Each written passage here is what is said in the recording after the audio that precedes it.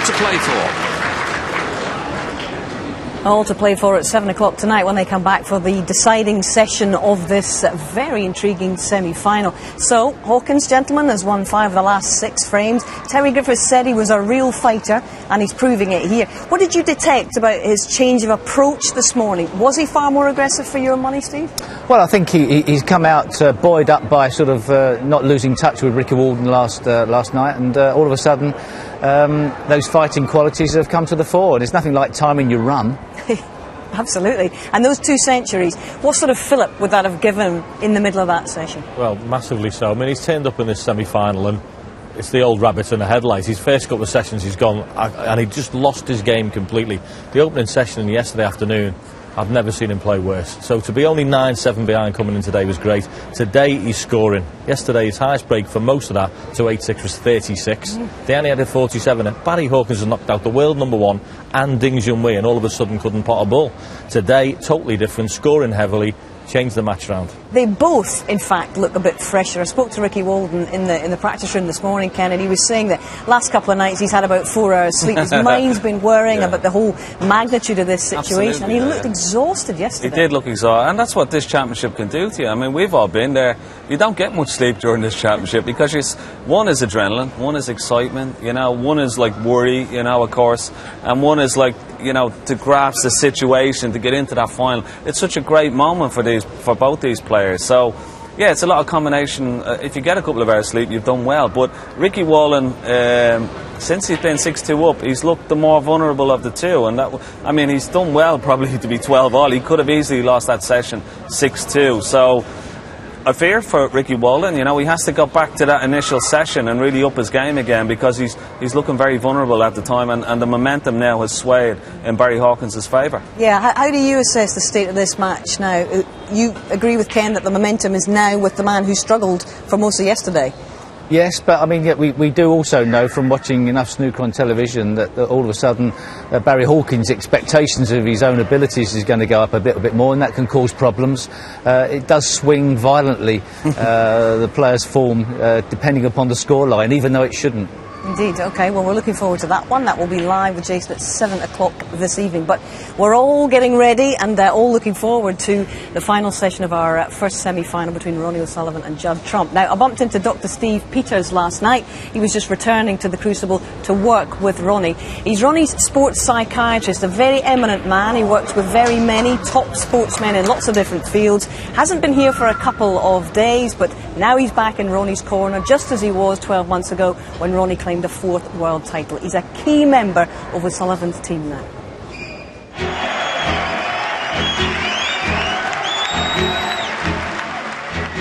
Whenever I work with people, I try and respect the fact that everyone is unique, they're in a unique environment. So when Ronnie approached me, he expressed what he wanted to do with his emotions, his mind, his thinking, and then the frustrations of why he couldn't do that. And then Ronnie worked with me. So I see people, when I work with them, as students really, and all I'm there to do is give them the equipment to deal with their minds, to work with it in the way they want to work with it. And Ronnie's been an amazing student. I won the World Championships last year, but for a year before that I was working with Steve, and if I wouldn't have been working with Steve I probably wouldn't have been playing in the first place. He gave me the appetite back to kind of know what it is I want to do, and sometimes you can get in your own way. It's just all about managing your state of mind really, which I can do now. Wish I'd have been able to do that 20 years ago. I'd probably won a lot more, but still, you know, it's okay managing your emotions. You still need to play and perform and execute the shots. I've worked with a model which is called a chimp model, and really it's a simple way of understanding how the mind works and what the rules are. So when he walks out there to play snooker, inevitably the chimp will kick off and start justifiably saying, I don't want to be here, or this is going to be threatening, and who knows what it'll say. And it's learning what your particular emotions are going to do to you. And then behind that, there's a backup system, which I call the computer, which is really to try and understand what are the belief systems you're holding when you go in there, and what are your value systems. Snooker is a steadier game. There's more time to think. It is a unique sport in that you sit back and you can't interfere with your opponent when they're at the table. In most sports, you can combat them. When I work with people, I do what I call a mental warm-up, so that we get into the right frame of mind and we lay to rest all the negative thoughts or feelings they might actually be harbouring or might appear. And then we go into a positive mode, but it isn't positive thinking, it's realistic thinking. And we expect to get some negative thoughts breaking through. But we have techniques to work during competition in order to keep his emotions at bay. Ronnie's worked on these outside of the snooker hall. He'll come back asking questions and then he'll practice them, so again it is a skill. There's no doubt that he's been a big influence on Ronnie in the last 2 or 3 years. He looks very comfortable around the snooker table. He looks like when he's there, he's in a cocoon where nothing in the outside world can affect him. Looks fully focused to me. Every single shot's getting 100%. Obviously he's had Dr. Steve Peters here to help him this week, and he's obviously doing a very good job. He looks totally determined. I fit in around Steve. That's how it works, really. I don't try and demand his time because I know he's a busy guy and everybody wants him. So I just make the effort. I block out 4 or 5 days. I go to Steve's house and I say, well, look, when you've got a free hour, I'm here. And we just kind of do it like that. And we talk a lot and Skype a lot. And but just knowing that I've got someone like Steve there to help me through, some tricky situations. We all feel pressure under certain circumstances, and Ronnie's saying, I learn how to deal with it now, rather than just succumb to it and react to it. So it's a learning process again. He's much better this year than he was last year, and each year he's making improvements, so long may it continue.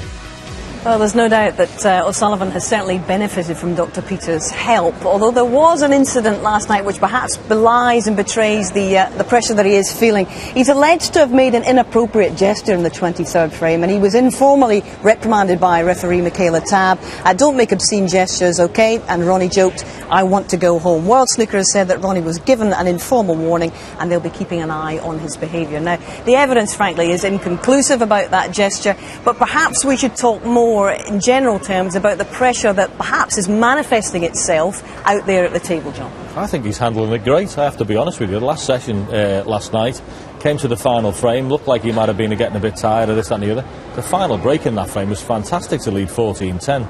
So as far as I'm concerned, it's business as usual. Indeed, and it's certainly been business as usual at the table, and particularly in the opening frame of every session, which he's won every time. What a fantastic record and a wonderful start to any session as you go out to the Crucible. Yes, he has looked very, very focused, as John said, and very determined. I mean, even when he plays safety shot, he's looking down the shot when the shot is already played. He's looking to see, has he got the snooker, and that tells a lot about a player as well, that they're really up for it, sometimes you might just go back to your table, not really worry about where the cue ball lands, but you watch him. He's watching and he's up, and as soon as Judd misses, he's up on the shot, he's almost in behind him, ready to pounce like a tiger prowling around the table. And that will tell you a lot about his sort of focus when he's out there. But he's brought a lot of heat on himself, with different incidents this week. Steve Peters has his job cut out over the next few days, no doubt about that. Yes, he's going to earn his crust. I was actually in the Crucible last night watching the first 4 frames of that. It was fantastic to just sit in there and be a part of it and feel the tension that there was in the room. Steve, what do you assess Judd Trump's job to be? It's a big task he has ahead of him. What does he need to do for you? Well, he's probably got to play the best session of his life, and that's not guaranteed to be enough. But all you can do is go out and hope to get off to a good start in the session. And that's really about it, and then see where it leads him. John? You're talking about pressures, but one thing that's got to be mentioned here, he has been off for 11 months, stroke 12 months. He's walked back in here to the equivalent of the SAS assault course. He's come straight back into the Crucible, where it's first to 10, first to 13, first to 13, 17, then 18. And it's the hardest tournament you will play in. He's not come back in having a couple of PTCs where it's first to 4. This is the toughest place to play, and he's come straight back into it. Yeah, he's certainly attempting what many considered as mission impossible, but he's there, he's right there. And so indeed, of course, is Judd Trump. Now, Judd can summon memories of a brilliant fight back against Sean Murphy in the quarter-final, and this fella is not short on confidence either. You don't know me at all. Anyone that knows me and knows me before I got to the World Final with my first tournament knows that I haven't changed. I don't think fame changes you, it just changes others around you. Everyone sort of forms an opinion even if they don't know you. I consider myself one of the only normal people on tour. You don't know me. You don't know me at all. You don't know me at all. In my opinion, it's gone pretty good. I've had 1 or 2 bad tournaments, but I think a lot of people off the table have kind of exaggerated that I've been playing badly when I haven't. So I think I was more than prepared for this tournament, and if I could go out and win this, then I think it would be a pretty good season. I made it #1 this season, so if I could kind of do them both in the same year, that would be perfect. And I think if I did win it, I think I would go to #1 as well, so it wouldn't really get a lot better than that, and I'm still pretty young, so if I can get the winning out of the way, then hopefully I can go on and be a multiple world champion. I think he gets a little bit unfair criticism sometimes. A lot of people think he's a limelight and this and that, and yeah, he enjoys his clothes, he enjoys his cars, but I know Judd, because obviously we practice in the same, and he's always in there practicing at 10:30, 11 in the morning. You know, he's not like Stephen Injury who does 6-7 hours a day, but he doesn't need to, you know, he just does maybe a couple of hours in the morning. I think he goes back and plays another couple of hours in the night, so he plays more than me. For me, you got to beat the best players, and he seems like the only person in the tournament that has really had kind of an easy route through. So I think I'm one of probably only 2 or 3 players that have got the confidence to beat him and scare him, really. I've got a lot of belief in myself, and I think a lot of players like that. Don't know me. You don't know me at all. Don't know me at all. And we're about 5 minutes away from their walk-ons in the Crucible Theatre this afternoon. Now, we heard from Terry Griffiths early in our programme, and the man who lifted the trophy in 1979, his very first attempt, by the way, well remembers what it's like to be within touching distance of a place in a Crucible final. So far, there has only been 17 players crowned as champion of the world at the Crucible Theatre in Sheffield in its 36-year history. 2 of our great champions, John Spencer and Alex Higgins, are not with us anymore. They are sadly missed, but will always be remembered as champions at the Crucible. So why is it so special? It is where history has been formed in our sport. It is where dreams are fulfilled or shattered. Players who never make it to the Crucible will feel an emptiness inside. They will have no story for their grandchildren. It has become an iconic venue alongside other great venues across the globe. So what effect does it have on the players? For any debutant, it will be a fascinating adventure into uncharted territory. It becomes a throne or a prison.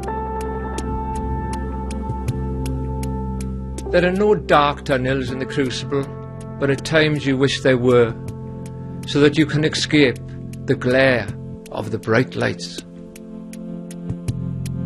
It is a place that forces you to learn who you are, the strength of your beliefs, the depth of your doubts.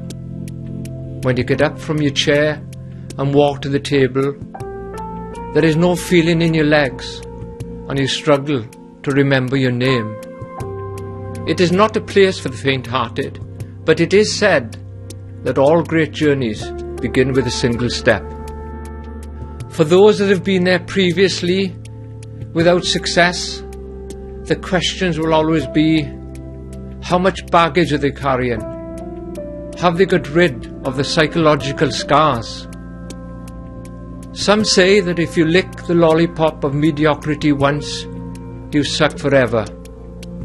Often you can cope with the despair of defeat, but not your hope of victory. Former champions will be better prepared for what the Crucible throws at them. They will feel so proud and yet humble when they see their photos hanging on the walls in the Crucible. When they walk into the Crucible, their step quickens, their chest sticks out, and their shoulders lift.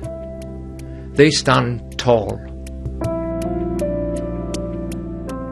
They are also aware of the effects that come with the package, the sleepless nights, the loss of appetite, the wide span of nervous exhaustion. How to manage the sitting out time in the chair, when the demons are dancing cartwheels in your head and your opponent is on the rampage.